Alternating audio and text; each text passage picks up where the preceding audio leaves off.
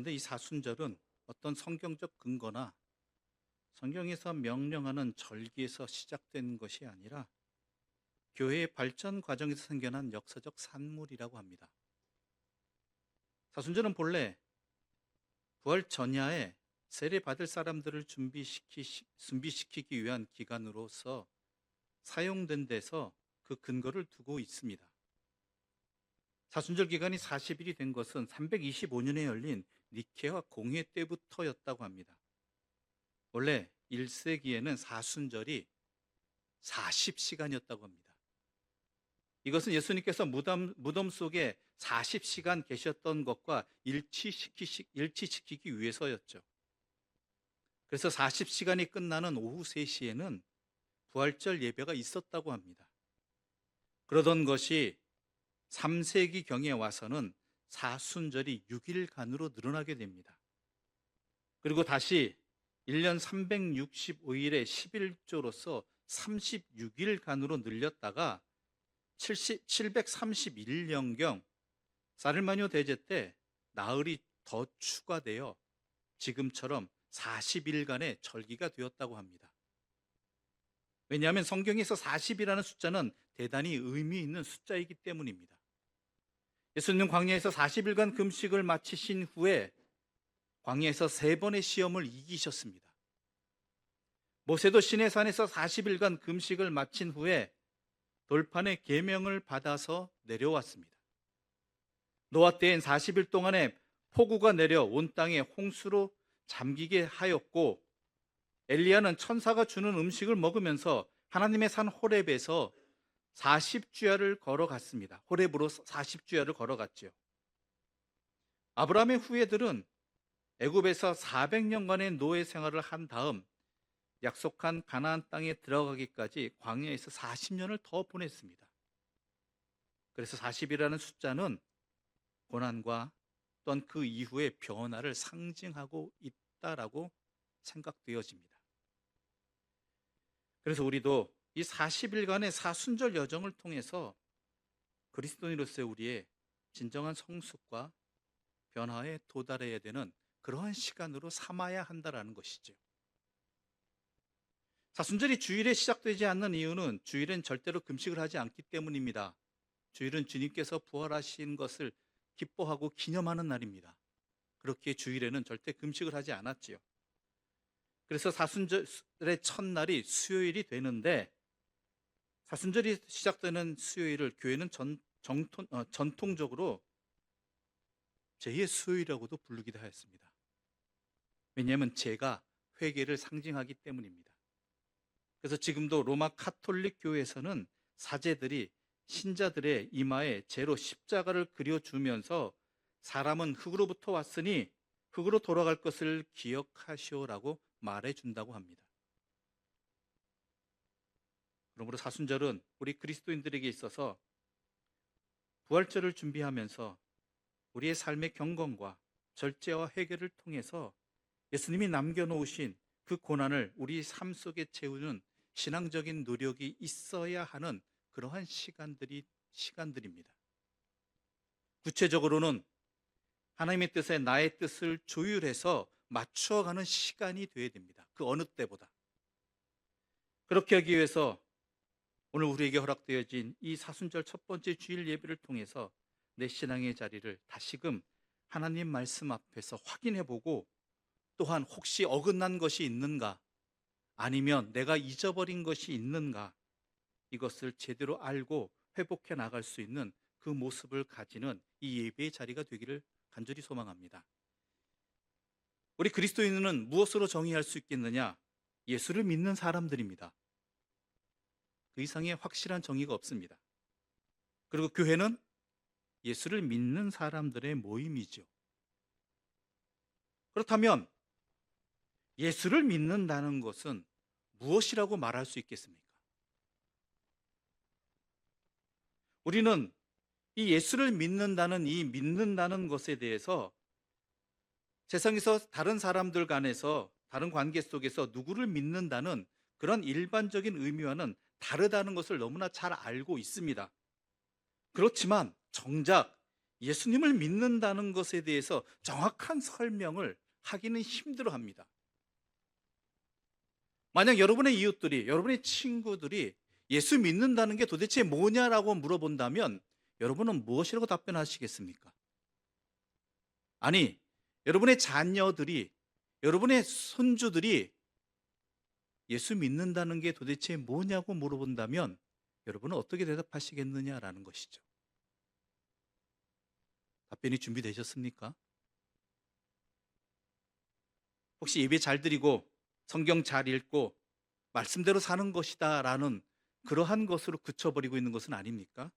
아니, 예배 잘 드리고 성경 잘 읽고 말씀대로만 살기만 하면 되지 굳이 예수 믿는다는 것을 그게 무엇을 의미하는지 알 필요가 있을까라고 생각하고 있지는 않으십니까? 그런데 예수를 믿는다는 말의 의미를 제대로 알지 못하면요, 예수를 믿는다는 것이 단순히 세상에서 손해보고 어려움 당하고 양보해야 되는 그런 고통스럽고 힘든 일, 단지 그것뿐이라고만 이 세상은 그렇게 오해되어질 수 있다는 것입니다. 그게 전부인 줄 안다는 것이죠. 그래서 예수 믿는 일에 기쁨이 사라집니다. 행복하지가 않습니다. 예수 믿으니까 나는 더 고생해야 되고 더 희생해야 되고 더 양보해야 되는가 하긴 하지만 그것이 언젠가는 지침으로 되어지고 또한 내 삶에 참된 평안이 없어지게 되는 것이죠. 근데 이것은 정말 잘못 알고 있기 때문입니다. 예수 믿는다는 것이 단지 제대로 알지 못하면 이런 것뿐이라고 생각하게 되어지면 우리는 예수를 잘못 믿고 있는 것이죠.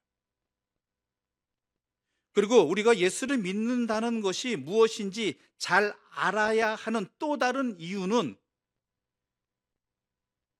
위협하고 도전하고 회유하는 이 세상의 현실 속에서 그리스도인이, 아니 내가 하나님 앞에 서 있으므로 예수를 믿는 사람들과 믿지 않는 사람들 모두에게 예수 믿는 자가 어떤 존재인지를 보여줄 수 있어야 하기 때문입니다.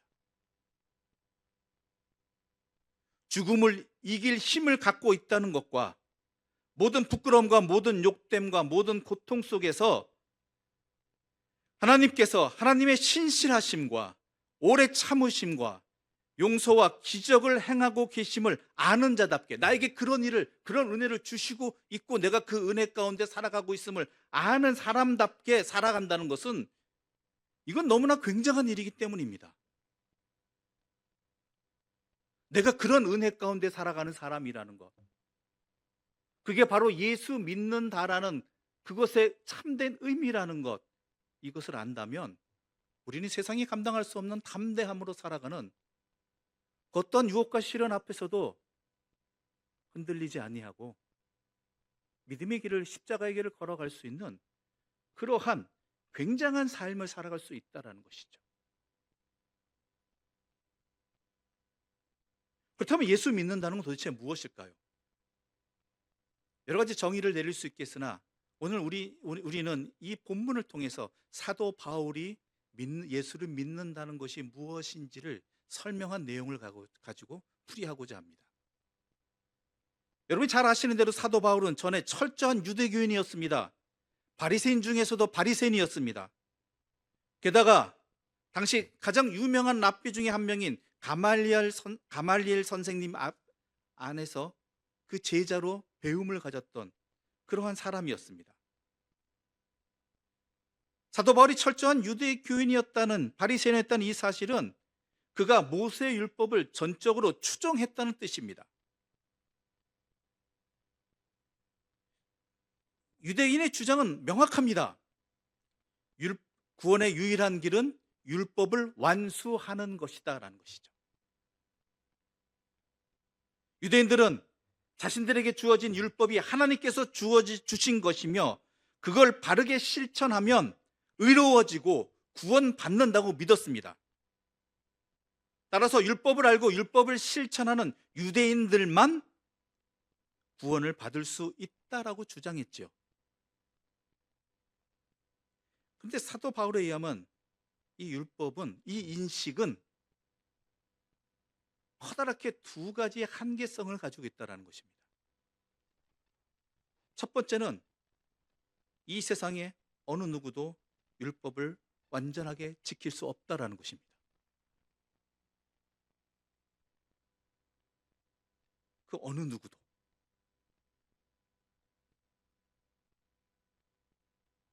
그런데 완전하게 지킬 수 없는 법은요, 사람을 살리는 게 아니라 사람을 도리어 죽여버립니다. 사람에게 평안을 주는 게 아니라 불안을 주고 절망을 줍니다. 공포를 줍니다. 또한 두 번째 한계는 이런 율법은 사람을 위선적으로 만든다라는 것이죠. 회칠한 무덤으로 만들어버립니다. 자기에게 불가능한 것을 할 수 있는 것처럼 하는 것이 바로 위선입니다.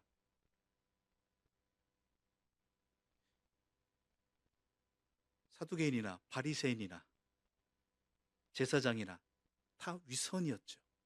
그 어느 누구도 율법을 완전하게 지킬 수 없는데 마치 지킬 수 있는 것처럼, 자기는 지키고 있는 것처럼. 결국 율법은 인간을 구원할 수 없다는 말이 됩니다. 이 세상에 그 어떤 법과 어떤 제도로도 인간을 구원할 수 없다는 것은 분명한 사실입니다. 진리입니다. 우리는 그런데 그 앞에서, 이러한 사실 앞에서 절망하거나 위선적으로밖에 될 수밖에 없다는 것이죠. 마치 나는 하고 있는 것처럼. 그 위선의 대표적인 모습은 다른 사람을 판단하고 정죄하는 것입니다. 다른 사람을 정죄함으로 말미암아 내가 잘 지키고 있는 것처럼 스스로 착각하게 만들어 버린다는 것이죠. 이러한 것은 하나님께서 율법을 주신 그 참된 목적과는 전혀 다르게 오용되고 있는 것이죠. 오해되어지고. 그래서 이러한 우리들을 불쌍히 여기신 하나님께서는 예수 그리스도를 통해서 우리에게 새로운 구원의 길을 열어주셨습니다. 그것이 바로 예수를 믿는 것입니다. 온갖 종류의 규범과 규칙을 죽을 때까지 지키는 율법의 길이 아니라 예수 그리스도를 믿는 복음의 길입니다. 전자는 업적에 의해서 의롭게 되어지는 것이고 후자는 칭의입니다. 전자는 행함을 통한 구원이고 후자는 믿음을 통한 구원입니다. 그런데 사람들은 이 믿음의 길이 우리에게 주어졌음에도 불구하고 이 믿음의 길을 선택하지 않습니다. 뭔가 내가 수고해야 되지만, 내가 뭔가를 해서 얻어내는 것만이 마치 가치가 있고 그것이 내 눈에 보이는 것이기 때문에 그것이 생명의 길인 듯 착각하고 있다라는 것이죠. 그런데 여러분, 여기서 주의할 것이 있습니다. 자칫하면 믿음을 통한 구원이라는 이 바울의 가르침이 오해되어질 수 있다는 것이죠. 소위 값싼 은혜로 느껴질 수 있다는 것입니다. 그리스도인다운 삶이 전혀 없으면서 말로만 예수를 믿고 구원받았다고 주장하는 것이 바로 값싼 은혜입니다. 사도 바울은 결코 그것을 말하지 않았습니다. 특히 율법이 아니라 예수를 믿음으로 의로워지고 구원받는 이 바울의 설명은 우리에게 주어진 그 은혜가 값싼 은혜가 아니라 그 무엇과도 비교할 수 없는 값비싼 은혜라는 것이죠. 왜냐하면 우리가 의롭게 되기 위해서 하나님께서는 자신의 독생자 예수 그리스도를 이 땅에 보내시고 그분을 십자가에 내어 주심의 죽음의 피를 통해서 그 대가를 치르시고 우리를 하나님의 자녀로 구원시켜 주셨다는 것이죠. 예수 그리스도는 하나님의 아들이십니다. 그렇다면 그분의 십자가와 부활보다 더 값비싼 것은 없다라는 것이죠. 그런 은혜를 입은 사람이 나라는 것입니다. 그렇다면 내 삶이 달라질 수밖에 없지요. 우리가 농담처럼 주고받는 이야기 가운데 한 사람이 가방을 가지고 있는데 그 가방이 명품 가방이었습니다. 그런데 그 명품 가방이 진짜냐 가짜냐를 구별하는 방법이 있다 그러죠. 비가 올 때 어떻게 합니까? 그것이 가짜면 그 가방을 자기 머리에 위에 놓고 자기 머리를 비에 안 맞게 합니다. 가방은 다 젖는 것이죠. 근데 그거 가방이 만약에 진짜 명품 가방이면 어떻습니까? 나는 비를 다 맞을지라도 이 가방만은 물 한 방울 묻히지 않기 위해서 품에 꼭 안고 고개를 숙이고 달려간다라는 것이죠. 자기가 가지고 있는 것의 가치가 무엇이냐에 따라서 그 사람의 행동 거지가 이렇게 달라지는데, 그 무엇과도 비교할 수 없는 참된 생명의 가치로 인해서 구원함을 입은 사람이 어찌 그 삶이 달라지지 않을 수 있느냐라는 것입니다. 세상 사람들과 다르지 않을 수 있느냐라는 것이죠.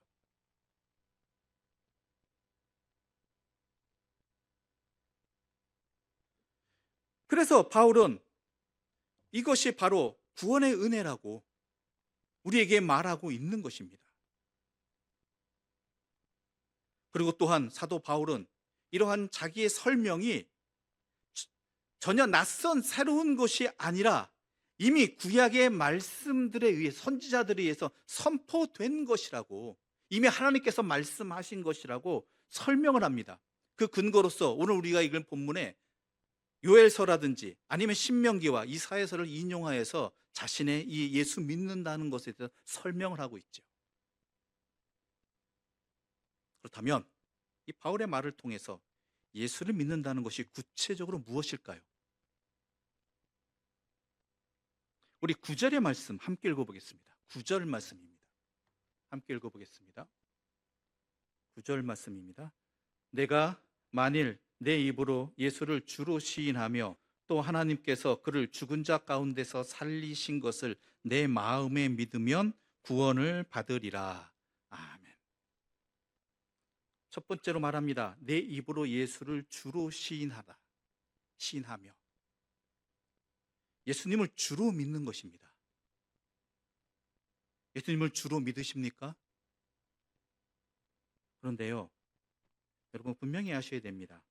예수를 주인으로 시인한다는 것은 단순하게 당신이 내 주인입니다라고 부르며 믿는 것이 아닙니다. 이것은 이 땅에 오신 예수님께서 바로 하나님이심을 믿는 것입니다. 이것이 주를 시인하고 믿는다라는 것입니다. 그렇다면 예수님을 나의 주인으로 모신다는 것과 또한 하나님으로 모신다는 것에는 차이가 별로 없는 것 같이 여겨지지만 아닙니다. 이건 근본적으로 다릅니다. 누구를 나의 주인으로 삼는다고 할 때 그 주인은요, 미안하지만 바뀔 수가 있습니다. 종의 주인은요, 상황에 따라 여건에 따라 바뀔 수 있다라는 거예요. 우리가 그런 삶을 살고 있지 않습니까? 여기서는 하나님이 주인이시고 다른 데서는 다른 게 주인이 되고. 근데 예수님을 하나님으로 믿는다는 것은 하나님은 바뀔 수 없는 분입니다. 영원하신 분입니다. 유일하신 분입니다.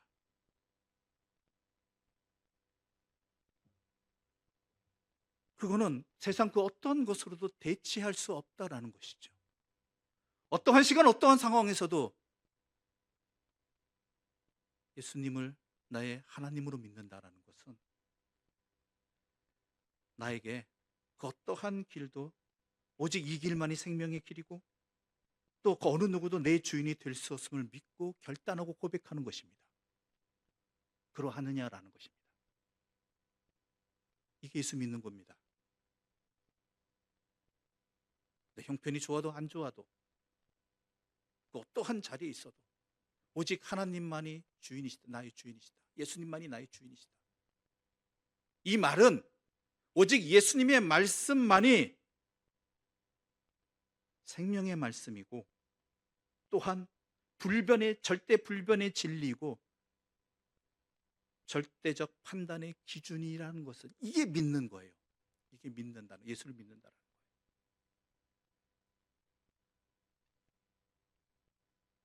예수를 믿는다고 하면서 예수님의 말씀대로 살지 못하고 예수님의 말씀에서 떠나는 경우는 왜 그렇습니까?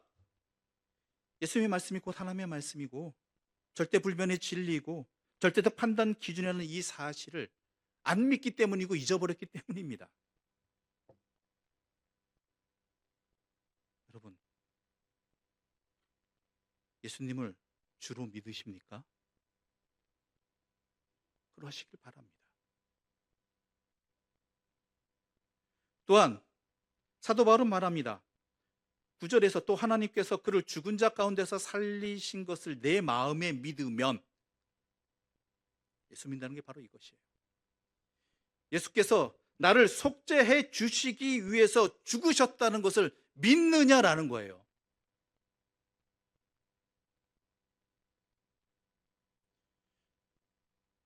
죽을 수밖에 없는 죄인인 내 자신임에도 불구하고, 아무런 자격 없는 내 자신임에도 불구하고 하나님께서 예수의 그 피를 보시고 나를 용서해 주시고 하나님의 자녀로 삼아주셨다는 거예요. 그러니 내가 하나님의 자녀로 살아갈 수 있게 되었다는 것이죠.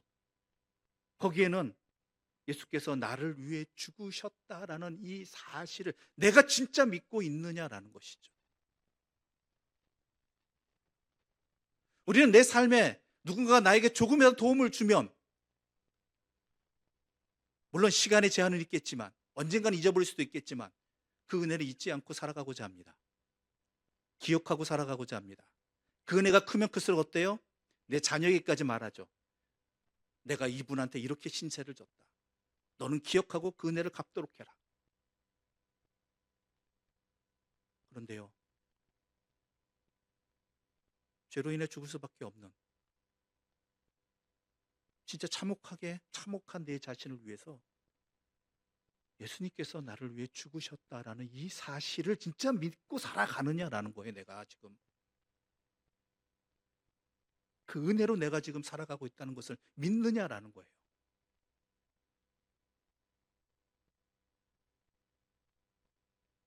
그 어떤 은혜와 비교할 수 없는 은혜죠. 이게 예수 믿는다는 겁니다.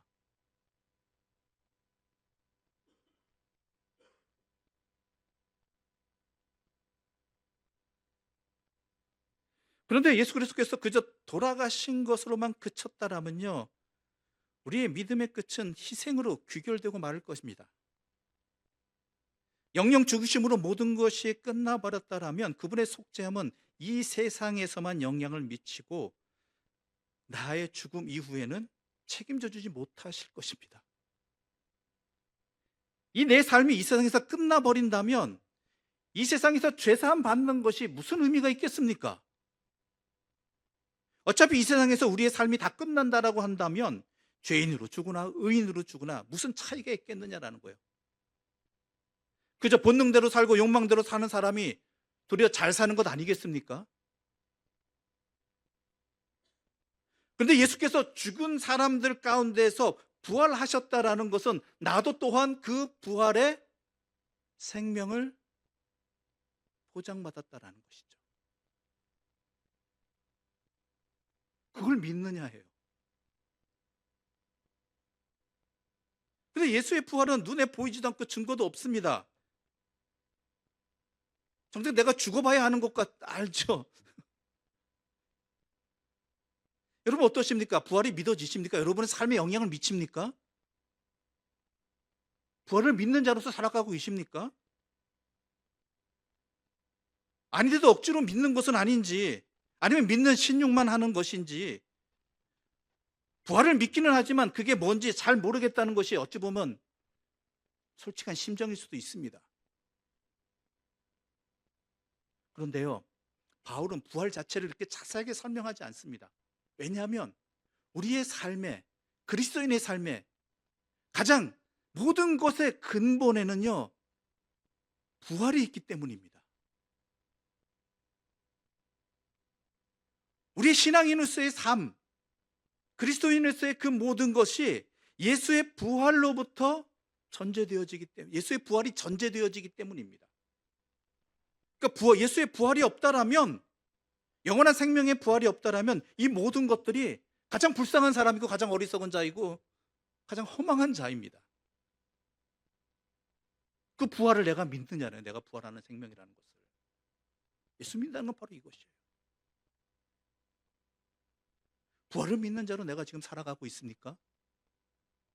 내 생각과 내 판단과 내 결정의 요인이 내가 영원한 부활의 생명을 보장받은 자로서, 은혜를 입은 자로서 살아가는 것, 바로 그것에 있느냐라는 것이죠.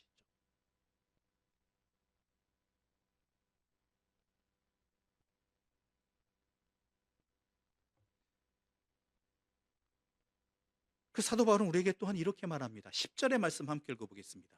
10절의 말씀입니다. 사람이 마음으로 믿어 의에 이르고 입으로 시인하여 구원에 이르느니라. 사람이 마음으로 믿어야 된다. 마음으로 믿는다는 게 무엇이겠습니까? 내가 주님을 믿는다고 이해하는 것입니까? 내가 주님을 믿는다고 생각하는 것입니까? 하나가 되어지는 것입니다. 내 마음이 믿는다는 건요, 그 사람과 하나가 되어지는 거예요. 나를 위해 십자가에 못 박혀 돌아가신 그 아픔과 그 고통이 나의 아픔과 나의 고통으로 하나가 되어지는 것입니다.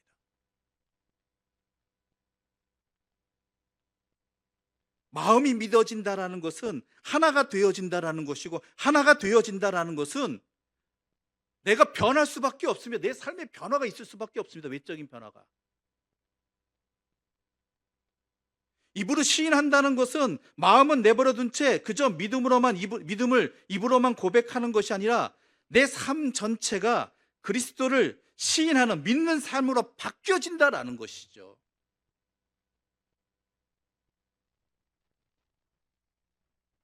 그래서 사도 바울은 이 사실을 마음에 믿으면, 예수를 마음으로 믿으면 구원을 받을 것이라고 선포한 겁니다. 속으로만 믿으면이 아니에요. 삶이 변할 수밖에, 주님과 하나가 되어지면 변할 수밖에 없죠. 달라질 수밖에 없죠, 삶이. 구원을 받는다라는 것은요, 이 믿는 사람의 삶에서 구원이 현실로 드러난다라는 거죠. 현실을 살아가게 되는, 구체적으로 나타난다는 거예요. 구원받은 자로서의 삶. 그래서 예수를 믿는다는 것은요, 새 생명을 사는 것이라고 이야기합니다. 옛사람을 죽어버리고 새 사람을 사는 거예요. 사는 겁니다. 예수님을 주님으로 고백하고 믿는 사람들은요, 이곳에서 새 하늘과 새 땅을 열어가는 사람들입니다.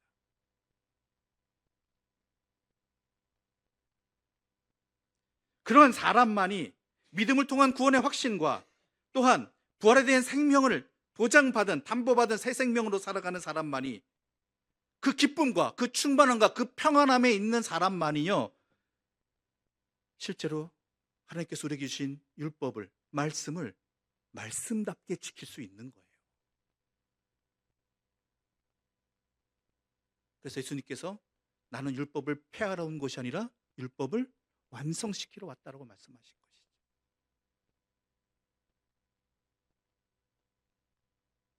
자신의 업적을 남에게 보이는 방식으로 만족하는 율법주의자가 아니라 사랑을 실천하는, 하나님의 사랑 가운데서 사랑으로 서로 사랑하는, 관계를 맺는, 바라보는, 행하는 그러한 실천의 율법의 능력을 가진 사람이 율법을 실행하는 능력을 가진 사람이 되어진다라는 것이죠. 왜요? 나는 예수를 믿는 사람이고, 그 믿는다는 것은 내가 새 사람으로 살아간다는 것이니까. 예수 그리스도 안에서 이미 하나님께서 의롭다고 인정해 주셨기 때문에, 예수 그리스도 때문에 구원받은 사람으로서 그는 합당한 삶을 살고자 단 한순간도 놓치지 않고자 하는 것이지요.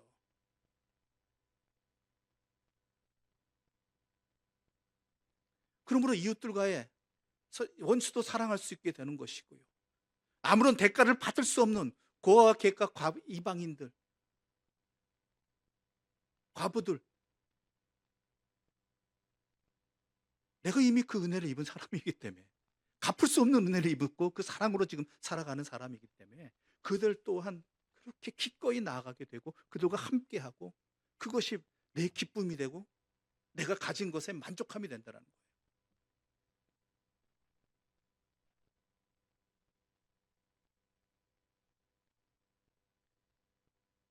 그뿐만이 아닙니다.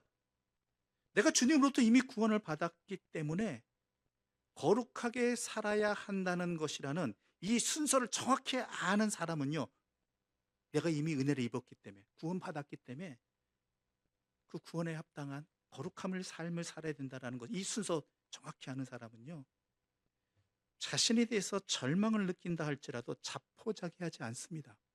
하나님 말씀대로 살아가고자 하는데 안 되는 경우가 많잖아요, 솔직히. 나 이것밖에 안 되는 인간이구나라는 것을.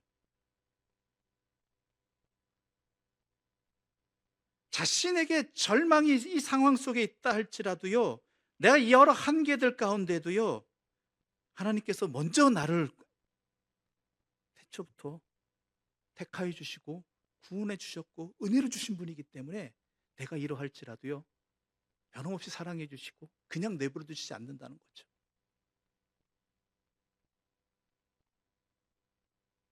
내가 주님께로 내 삶의 중심을 틀었음에도 나의 여러 한계들 때문에 온전한 의를 이루지 못해서 절망하고 있을 때 주 예수 그리스도께서 그분의 의로서 나의 부족한 부분들을 채워주시고 이미 의로운 사람으로 삼아주셨음, 하나님의 자녀로 삼아주셨음을 깨닫고 도리어 오히려 그 순간을 통해서 하나님의 은혜를 갈구하게 되고 은혜를 맛보는 자리가 되어진다는 것이죠.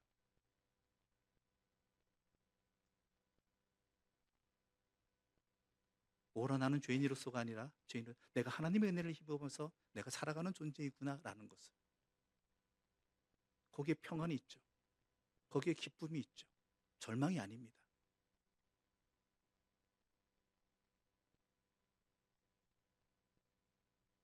예수 그리스도께서 나를 위해 십자가에서 고통받고 돌아가셨다는 이 사실을 진실로 믿는다라면, 그 사실이 내 마음의 시인 즉 하나가 되어진다라면, 그때부터 우리는 이 세상에서 수치를 당하기는커녕 오히려 세상에 감당할 수 없는, 세상에 그 무엇으로도 누릴 수 없는, 줄 수도 없는 참된 자유와 평안과 기쁨을 누리며 살아가는 것입니다.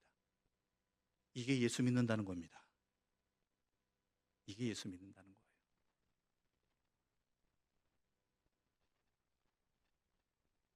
사순절을 주님께서는 우리에게 허락해 주셨습니다. 이 사순절 기간을 맞이해서 우리 모두가 최선을 다해 하나님에게로 돌아가는, 그래야 말씀으로 세상의 유혹을 이겨내고 참된 믿음을 통해서 주님께서 주시는 그 의와 구원의 기쁨을 누리시고 또한 그것을 전하시고 함께 하시는 그러한 믿음의 자리가 회복되어지는 그 기쁨을 누리시는 이 사순절 기간이 되시길 바라고요. 여러분의 삶의 자리가 되기를 간절히 소망합니다. 기도드리겠습니다.